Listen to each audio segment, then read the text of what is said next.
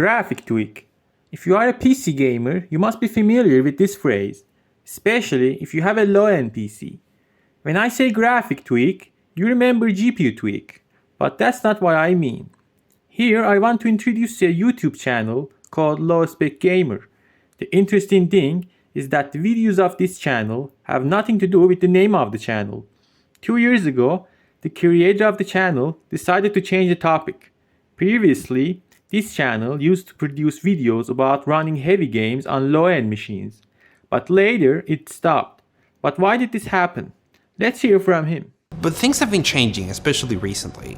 Let me put an example. So a colleague of mine recently asked me to help him creating some specific custom settings for an old Call of Duty game. And I looked through the configuration files, and what I saw was pages and pages of variables. You could change conceivably almost everything in the engine, a rich developer console with just so many things to explore. And PC games really aren't like that anymore. If I try to do one of those videos right now, what usually happens is, like, for 80% of the cases, I can't find a single thing that is worth changing that will actually make the game more playable in a low-end system. And when I actually do, what ends up happening is that I either spend months doing experimentation and research, or just a couple of weeks where I don't sleep, only to figure out one thing that actually works and then deliver a video to a comment section that complains that it's too little. And this is the main reason why you have seen me rely less and less on those videos as time goes on, and I'm so tired. At that time, I didn't take his words seriously. But now I see that he was right. The graphic tweak is dead. Before starting the discussion here, I want to tell you a brief explanation about graphic tweak. In graphic tweak, you change the graphic settings through the config file or console command, so that game can be run on older systems. Both ways are closed in new games. In new games, neither the config file can be edited nor the console command. The best example to realize how much PC gaming has changed in these years is Call of Duty game. Do you remember Call of Duty 2 game? When this game was released in 2005, from day one you could activate the console command and change everything. Now compare this to Call of Duty Cold War. You must be always connected to the internet to play the game. There is no console command in the game. As for the config file, there is nothing special to change. As a result, you are limited to the same graphic settings intended by the developer. Either you run the game with those settings, or you can change your GPU. This policy is against the spirit of PC gaming. PC gaming is not like a console gaming. In a console game, if you can change the resolution, frame rate, or other graphic settings, there is no room to complain, because consoles are closed platforms. In console gaming, you are limited to the decisions of game developer. But PC gaming shouldn't be like that. In the era when even console games give gamers the right to choose, PC games are becoming more and more limited. But what killed graphic tweak? The first factor is upscaling technique. Do you suffer from low frame rates? DLSS, FSR, and XeSS are at your service. With the DLSS technique, the creators made their work and also your work easier. For example, in Returnal game, if the speed of game is slow, you can reduce the rendering resolution of the game up to 75%. After reducing the rendering resolution to 25%, this is what happens. The image quality will be destroyed. What is need for graphic tweak when you can easily boost the FPS by reducing the rendering resolution? Upscaling technique is not only useful for gamers, it's also beneficial for game developers. With the upscaling technique, there is no need to optimize game. Is the game slow? Well, you can activate FSR. Nowadays, you can't name a game that can reach 60 FPS without FSR or DLSS. Even on optimization guides, you can see the sign of DLSS, like this one from Digital Foundry. In this video, Alex Battaglia does his best to optimize Horizon 2 game, but the FPS boost is only 12%. So the only last way to boost the FPS is to use upscaling technique.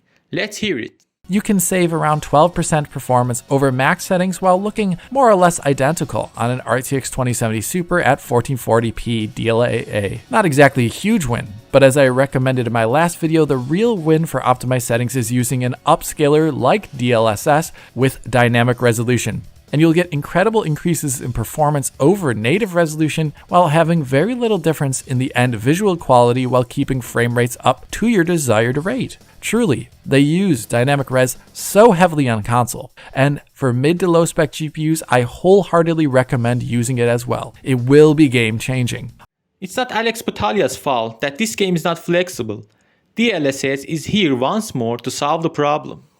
Since last year, the upscaling techniques have become an integral part of games. Do you remember Remnant 2? When this game was released, it gave only 45 FPS on RTX 4090. The fastest GPU in the world. And that's in the situation that this game didn't use the advanced lighting system of Unreal Engine 5. When the developer was asked for the reason for the bad performance of the game, they answered like this: "We've designed the game with DLSS, FSR, XeSS in mind to achieve playable frame rates on modern PC hardware." Yes, from now on, the important task of optimizing games is the responsibility of DLSS, FSR, and also XeSS. We don't have time to optimize. Of course, the issue of non-optimal games is not only in PC gaming, it has also extended to gaming consoles. Almost every console game uses FSR to reconstruct the image, like this game, Skull and Bones. Firstly, consoles render internally at very low resolutions in their performance modes. PS5 and Series X render internally at 720p. Yes, the same resolution as Assassin's Creed Black Flag on Xbox 360. Series S runs internally at 540p. So you have this low internal resolution. Then you can couple that with the game using FSR2 from AMD to upscale to 1440p on the big consoles and 1080p on Series S. FSR2 in this game is doing an absolute number on the image quality. I would argue overall FSR2 is a massive detriment to this game's image quality, and it is hurting more than it is helping due to how many issues it has. Now, these issues are not specific to this game. Really, FSR2 shows us off in nearly every game, but it's especially egregious here due to the things that are happening on screen. As you saw, the rendering resolution is surprisingly so low. The last time we saw 720p res was back in 7th gen consoles.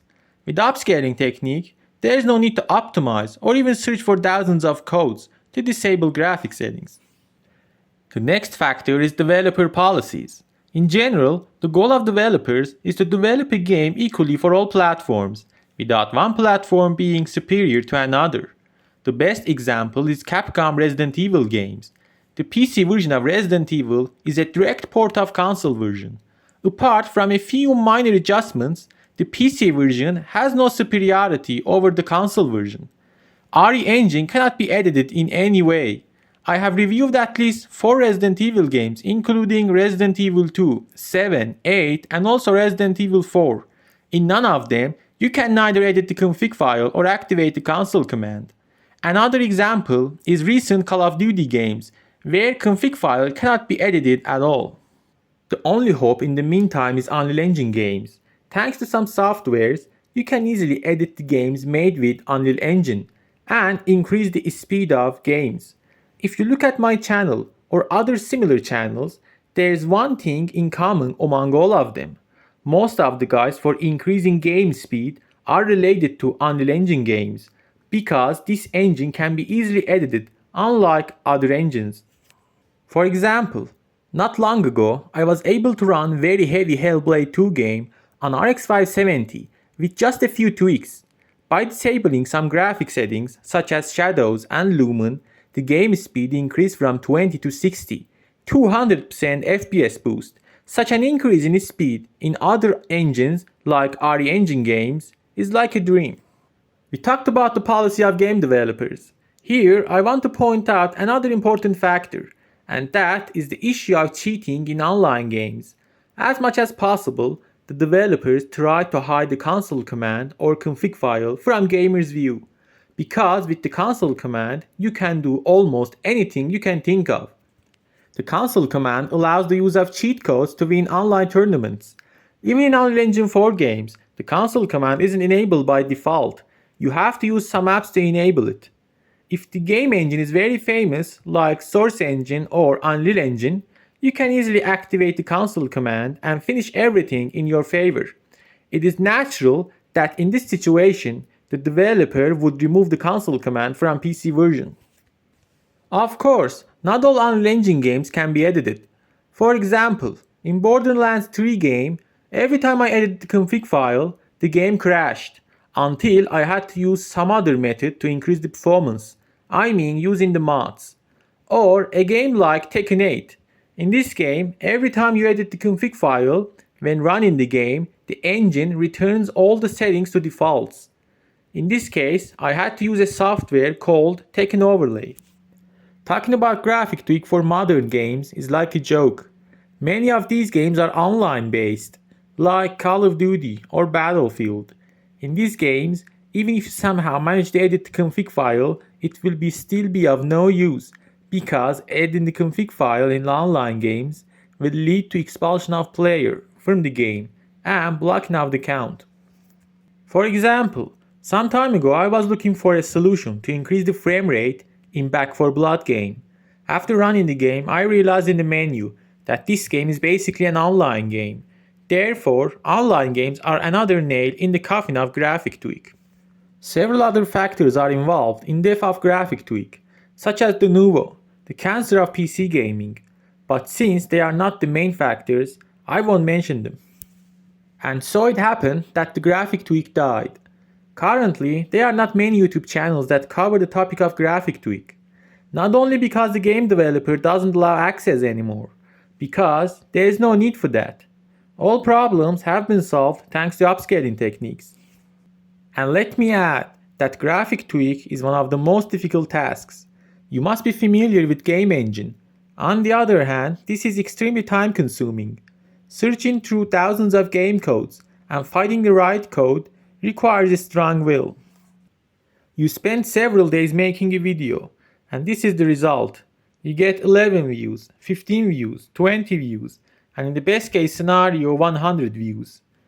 At the end of the video, I want to know your opinion about this topic. Has the graphic tweak reached the end of its journey? Should I stop making videos about this topic, or should I continue? I hope this video was useful for you. If you liked this video, please subscribe to the channel and hit the like button. Till next time, peace out.